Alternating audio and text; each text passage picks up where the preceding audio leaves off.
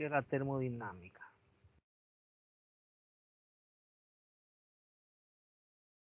Vamos a ver en termodinámica las variables principales y luego los efectos que causan los cambios de temperatura físicamente. Vamos a comenzar con el primero, que es la temperatura. ¿Qué es la temperatura? Fíjese usted que todos tenemos claro seguramente qué es la temperatura, igual que si le pregunto qué es el tiempo, todos sabemos el tiempo, pero explicar, definirlo es bastante difícil. De hecho, los autores tratan de no hacerlo en los libros para no verse sometidos a críticas. La verdad es que la temperatura es una variable termodinámica que no se puede medir directamente. Lo que nosotros hacemos es medir otras cantidades físicas y lo asociamos con la temperatura. Por ejemplo, con el termómetro, que es el instrumento para medir la temperatura, lo que medimos es el cambio en el volumen de una columna de un líquido en un recipiente. Y ya vamos a ver nosotros cómo funciona. La temperatura, en el caso del termómetro que nosotros conocemos, es una columna de mercurio. Sin embargo, hay termómetros de alcohol. Y lo que mide es el cambio en el volumen de una columna de alcohol. Porque cuando cambia la temperatura, lo que hace es subir la columna debido a que hay un fenómeno llamado dilatación térmica en el que los objetos sólidos, líquidos y gases cambian su volumen cuando cambia la temperatura. Así que difícilmente la podemos definir. Yo me voy a atrever a decir que la temperatura nada más es una cantidad física relacionada con otras variables. Por ejemplo, con la energía interna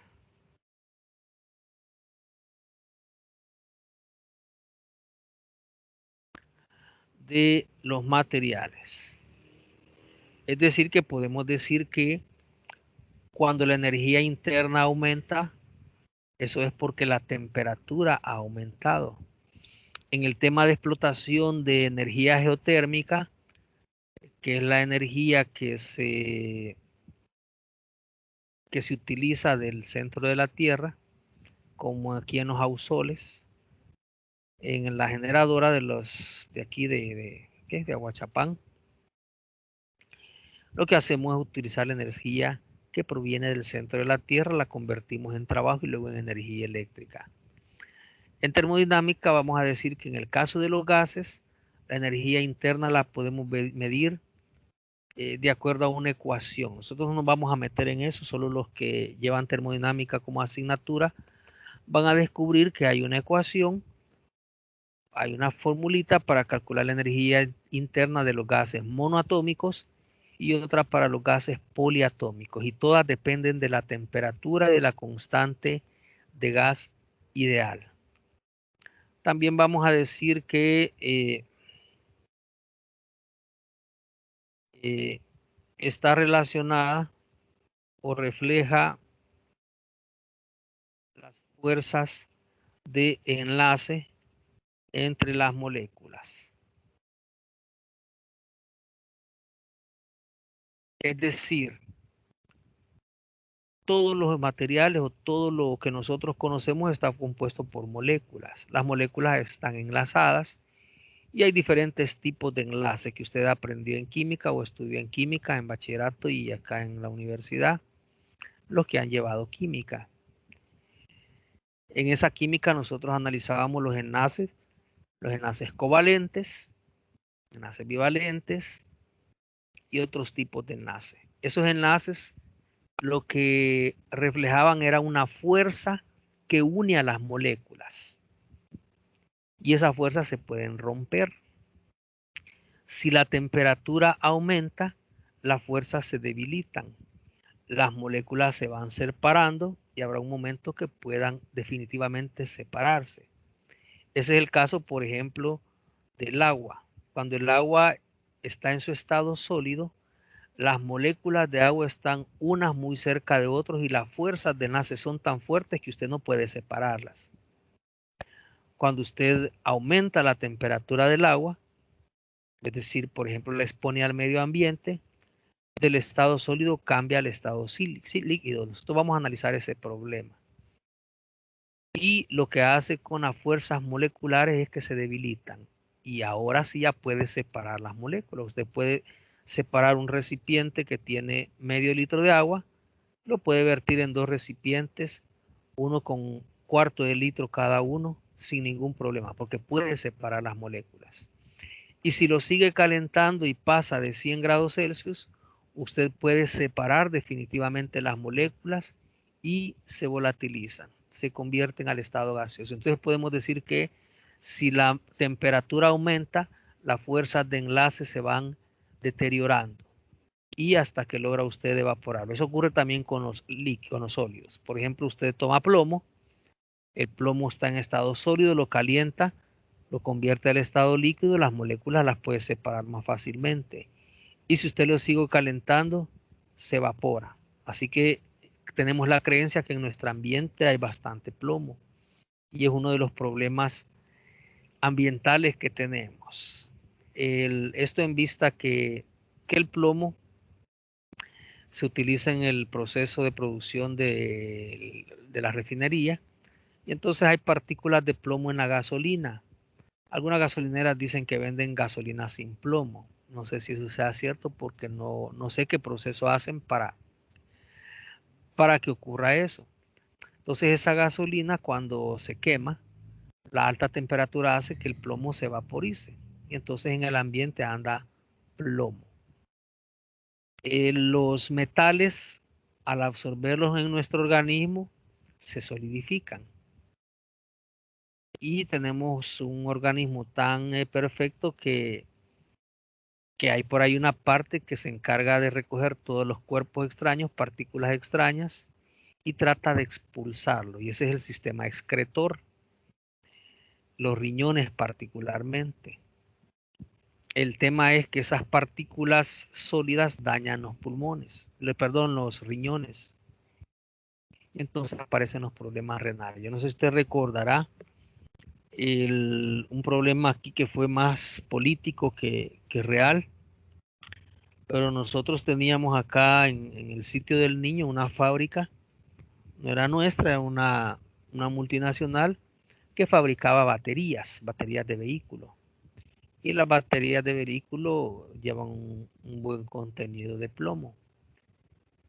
Entonces, en la fábrica se trabajaba con plomo y el plomo se volatiliza al calentarlo a cierta temperatura. También vamos a ver los puntos de fusión, como le dije antes, de los sólidos y de los líquidos.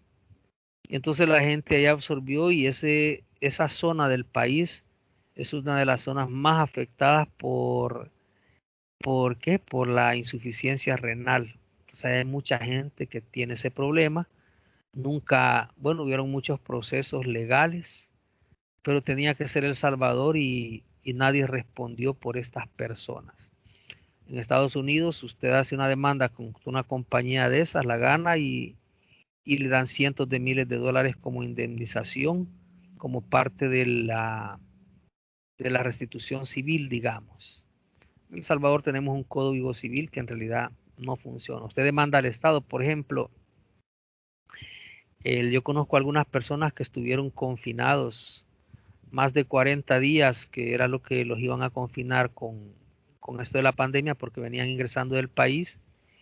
Y no he visto que ninguno demande al Estado por haberlo tenido encerrado tanto tiempo y haber perdido esto, haberse enfermado, incluso algunos fallecieron, porque sabemos que no va a funcionar el Código Civil. Sin embargo, en algunas cosas sí funciona. Por ejemplo, tiene usted ahí un vecino bullicioso, a lo mejor es usted, y alguien puede demandarlo o denunciarlo, o poner la demanda en el Tribunal de lo Civil Por ejemplo, alguien que pone música a todo volumen en una colonia o en un barrio o en una residencial donde normalmente las casas nuestras son pequeñas. Que al vecino no lo dejan ni oír o a usted no le dejan ni oír la televisión porque está a todo volumen y la casa retumba, ¿verdad? Como que boom, boom, y la casa pareciera que fuera un péndulo. Entonces usted perfectamente puede llevar un aparatito para medir el sonido, para medir cuántos decibeles está generando en su casa, lo mida, le toma video y con la telefonía celular y va a presentar la denuncia y el juez va a decirle al tipo de esa casa que tiene prohibido poner música o poner el programa o lo que sea a todo volumen. Y si no, pues la otra persona tendrá el derecho a llamar a la policía con la orden que va a tener y se lo van a llevar a guardar un par de días. Eso porque es un derecho, de alguna manera yo puedo oír música. Mejor me compro audífonos y me hago sordo yo, pero no hago que los otros se hagan sordos. Y bueno, hay otras cosas ahí que hay que conversar sobre los audífonos que no son muy recomendables.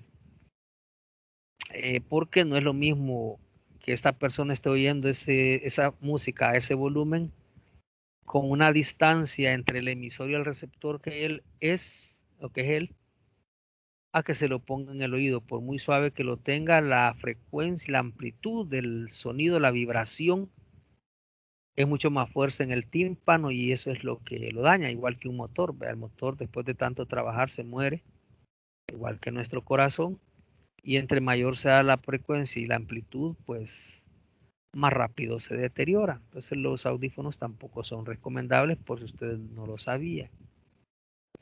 Ahora, algún doctor a lo mejor no se lo pueda decir porque los doctores debían ser también físicos y poder explicarle cuál es la naturaleza de una enfermedad.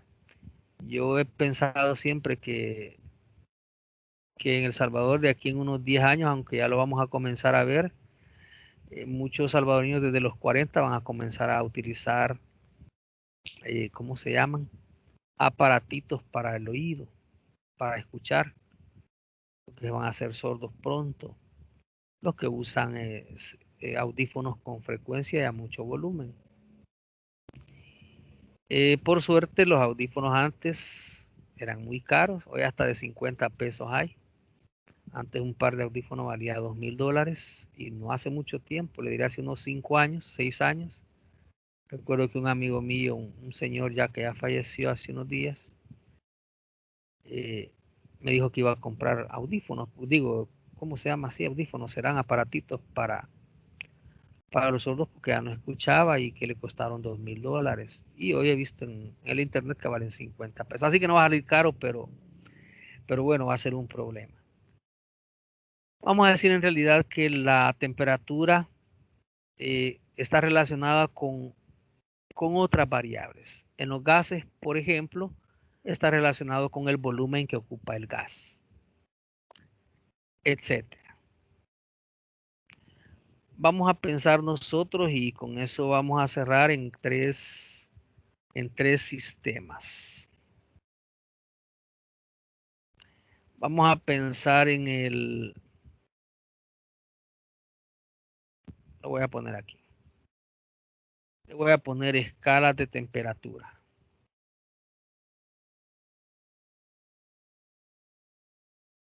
Y le voy a contar que la primera de las escalas que vamos a ver es la escala Celsius. Las unidades de la escala Celsius son grados Celsius.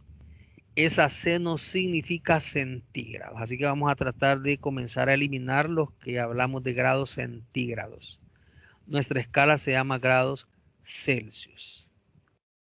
La escala de los ingleses, la escala Fahrenheit y la escala que usamos en termodinámica se llama escala Kelvin. Con la diferencia y advertencia que al Kelvin no se le pone el cerito que se le pone al grado Celsius y al grado Fahrenheit. Antes de 1930 y tanto, sí se le ponía el cero y se conocía como grado Kelvin. Pero cuando se modernizó la termodinámica y llegó a su apogeo la mecánica cuántica, la física nuclear, eh, el sistema que antes se llamaba sistema MKS pasó a convertirse en el sistema internacional. Así que hoy hablamos de un sistema internacional. Y vamos a hacer lo siguiente. Vamos a ver si lo puedo hacer en internet, si no me cuesta mucho trabajo. Y vamos a imaginarnos lo siguiente. Quizás no voy a decir las ecuaciones, pero voy a presentarle cómo surge todo eso. Para ello voy a imaginarme que hoy me voy a inventar la escala de temperatura, que por cierto así nacieron. Vamos a utilizar un tubo de ensayo para hacerlo. Vamos a ver.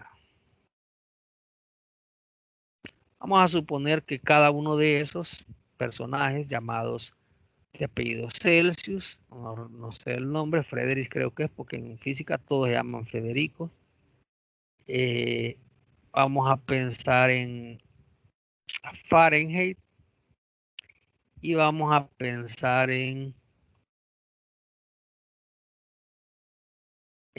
Kelvin, digamos. Voy a usar este tubo. Vamos a suponer que tenemos este tubo y que con este tubo vamos a hacer un termómetro. Yo no sé si usted ha visto, pero los termómetros tienen una forma de un tubo cerrado. Así que también en este caso, ya lo tenía aquí. Así que vamos a pegar aquí un tubo en cada uno de los casos. Y le voy a contar lo que cada quien hizo, que por cierto usted lo puede hacer.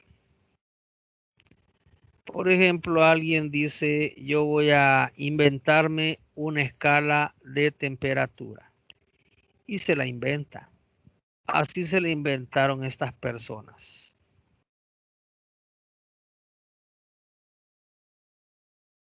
Entonces alguien dijo Celsius, bueno, yo el tubo que me voy a inventar es así. Y lo que hicieron fue ponerle una columna de, digamos, de mercurio. El mercurio tiene la característica de ser un líquido que se dilata con facilidad. Es bastante susceptible a los cambios de temperatura. Así que vamos a pensar que le puso mercurio hasta acá. Hacia temperatura ambiente. Y entonces el tipo le puso hasta ahí la columna de mercurio y luego lo metió en un recipiente que contenía agua congelándose o hielo fundiéndose, es decir, el agua en su punto de fusión. Así como cuando usted mete en el congelador un recipiente con agua, comienza a enfriarse, pero hay un momento en que se empieza a hacer la primera capita de hielo. En ese momento la temperatura o el agua llegaba a su punto de solidificación. En ese punto ocurren varias cosas. Lo que ocurre es que la temperatura ya no cambia hasta que todo el agua se convierte en hielo o todo el hielo se convierte en agua. Entonces, debido a la disminución de temperatura, el líquido termométrico, que en este caso fue el mercurio, comenzó a comprimirse. La columna bajó y supongamos que llegó hasta aquí. Y entonces acá está la columna de mercurio. Entonces Celsius dijo, bueno, ese es el punto de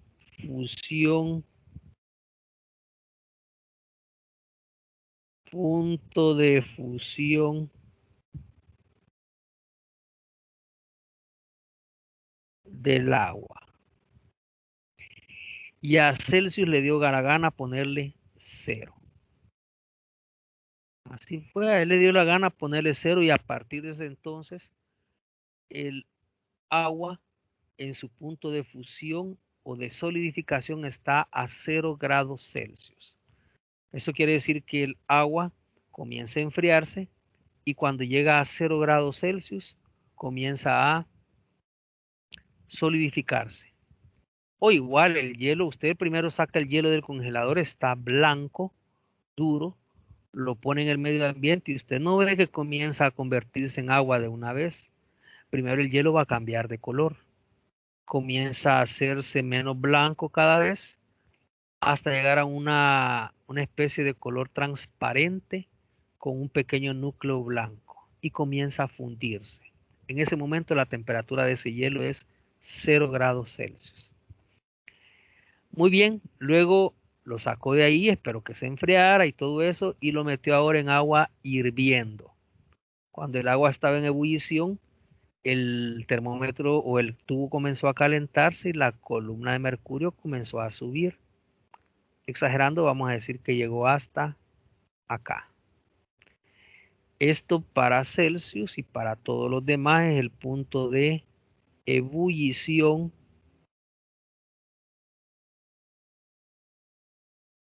del agua. Nosotros vamos a hacer una tablita con los puntos de fusión y de ebullición para otros líquidos. Por ejemplo, el alcohol no se solidifica a 0 grados Celsius. Usted mete un recipiente con alcohol a su congelador, ese no se va a congelar.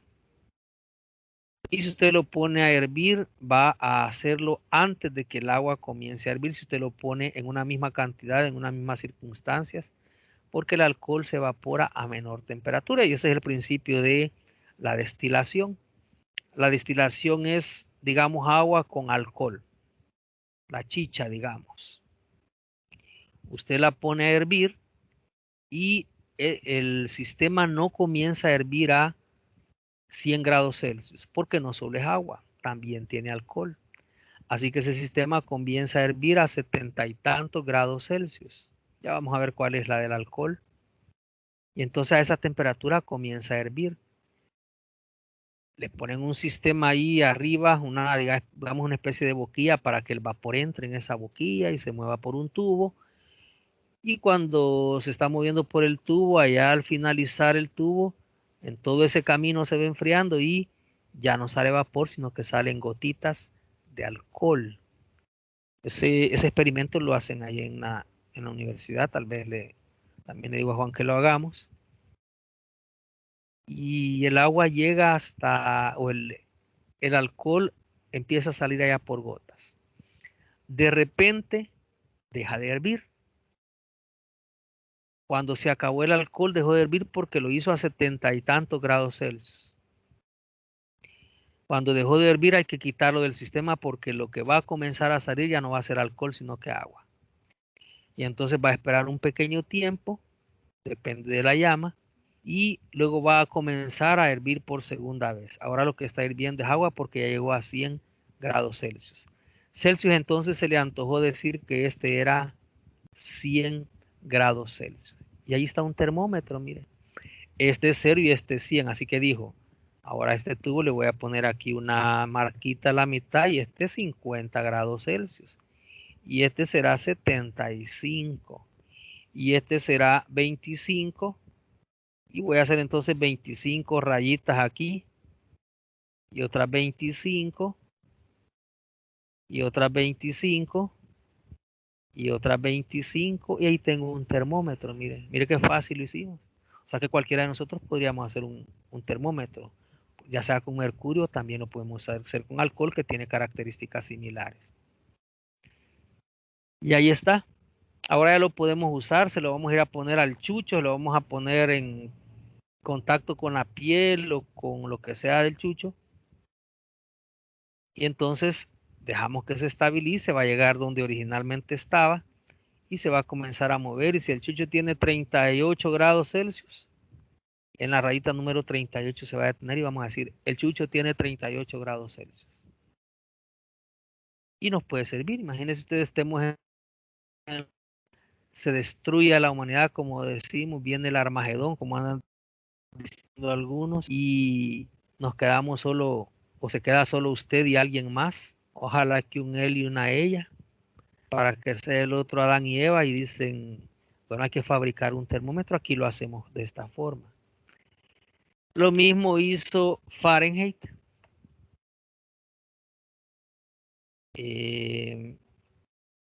Hijo de la guayaba.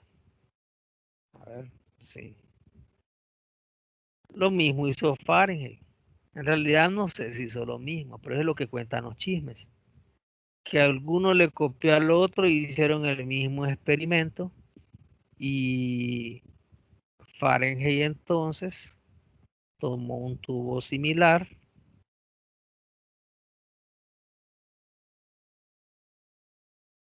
Vamos a ver, no se puede copiar, no se puede copiar. Y lo mismo hizo el otro, el tal Kelvin. Yo creo que Kelvin ya ni lo hizo, ya sabía cómo funcionaba. La diferencia fue los valores que cada quien le puso, eso fue todo. Vamos a poner el otro tubo.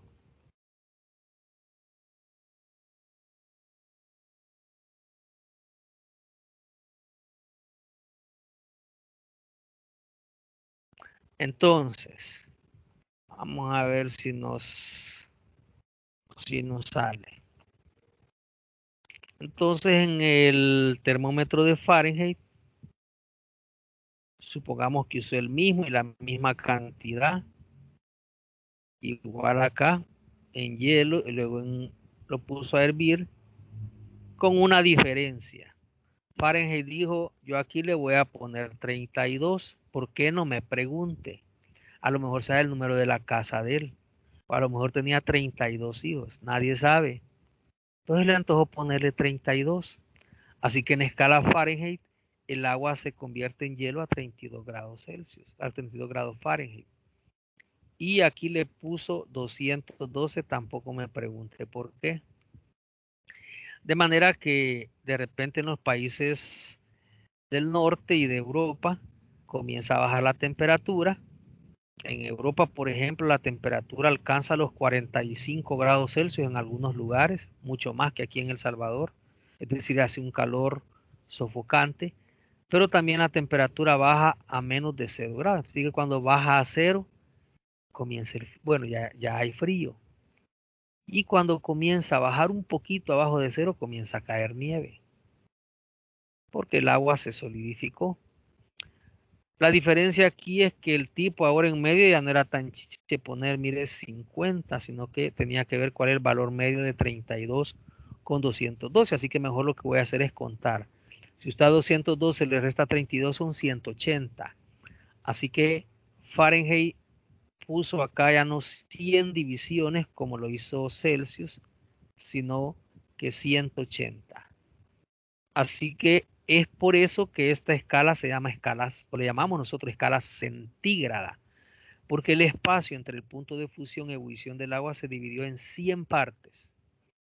Y acá en esta escala ya no se divide en 100, mire, de 32 a 212 son, aquí hay 180 divisiones y aquí hay 100 divisiones. Y solo para cerrar, porque de este muñeco y de este análisis van a salir las ecuaciones, así que las ecuaciones tampoco se las han inventado. Las ecuaciones surgen de la relación matemática entre estos dos experimentos. Resulta que Kelvin se le antojó poner aquí 273 y no solo 273, sino que 273.15. Y aquí se le ocurrió ponerle 373.15, o sea que si usted revisa, la diferencia aquí sí es 100. Así que aquí hay 100 divisiones. Es por eso que no es correcto hablar de la escala centígrada, porque hay dos escalas centígradas, la Celsius y la Kelvin. Había otra por ahí que se conocía como escala Rankine y nosotros no la usamos ya no se utiliza, ya quedó desfasada. Así que es fácil. Mire, yo quiero medir la temperatura en escala Celsius. Le pongo el termómetro al chucho y me va a marcar en la línea o en la división 38. Ahora le pongo el termómetro en Inglaterra al mismo chucho y ya no va a marcar 38, va a marcar, voy a contar 32, 33, 34, va a contar cuánto. Eso es lo que necesitamos saber. ¿A cuánto equivale una temperatura en escala Celsius en grados Fahrenheit y en escala Kelvin? Lo único que en escala Kelvin le debo contar que lo que ocurrió es que este número de acá se colocó porque antes en termodinámica nosotros teníamos valores negativos, menos 5 grados, menos 10 grados, menos 15 grados, y aquí también rápido llegamos a la escala negativa. Y en las ecuaciones de termodinámica nosotros utilizamos la temperatura para calcular presiones, volúmenes, y las presiones y volúmenes no podían ser negativas. Funcionaba cuando eran positivos, pero no cuando eran negativos. Entonces Kelvin dijo, yo voy a generar una escala absoluta. Y la escala absoluta era esta. De manera que en escala Kelvin no hay números negativos. Esto es porque difícilmente llegamos a menos 273.15 grados Celsius, que equivaldría a 0 Kelvin. En el laboratorio es imposible. Por muchos recursos que utilicemos energéticos, imposible. A ese punto se le conoce como punto triple del agua. Y ahí está. Ese sería el muñeco que nosotros vamos a usar para deducir las temperaturas. Así que viene en Sonsonate el... ¿Quién? Anselmo. Y dice, yo voy a crear mi escala. Si estos tres han hecho escalas, ¿por qué yo no? Y mire, comienza a poner su tubo, a hacer lo mismo, le da la gana ponerle 10 aquí, le da la gana ponerle aquí 50 y solo hace 40 divisiones. Y medimos acá la temperatura del chucho y le va a dar 18, digamos, 18 grados Anselmo le vamos a poner. Se puede. Significa que, si usted recuerda, nuestros antepasados, los primitivos, tenían, usaron muchas unidades en la concha, si usted recuerda, los mayas, que aplicaron en medicina, por ejemplo. Así que no sería extraño que ellos conocieran o hubieran fabricado su propio termómetro con su propia escala. El único problema aquí es que de repente viene en El Salvador un reportero y lo contrata a CNN, así como contrata a algunos de aquí para que le estén pasando los chismes de acá. Y le dicen, a ver, vamos a El Salvador, ¿cómo está la temperatura en El Salvador después del evento tal? Y viene Anselmo y le dice, bueno, en El Salvador la temperatura es 18 grados Anselmo. ¿Y eso qué le va a dar? Porque nadie los conoce, solo los conoce en El Salvador. Eso significa que necesitamos que las escalas de temperatura sean universalmente reconocidas. Y es por eso que vamos a trabajar con estas tres. La escala Celsius, la escala Fahrenheit y la escala Kelvin. Así que yo lo voy a dejar acá. Vamos a pedir que, a ver si puedo eliminar esto. Sí, vea. Y puede capturar la imagen y copiar luego el muñeco, porque yo voy a retomarlo para calcular estas temperaturas y generar una ecuación que me pueda convertir de Kelvin a Fahrenheit, de Fahrenheit a Celsius y viceversa, basados en esto. Así que por esta vez lo voy a dejar acá y continuamos en otra ocasión. Voy a dejar de grabar. Si hay alguna pregunta, pues la hacemos en este momento.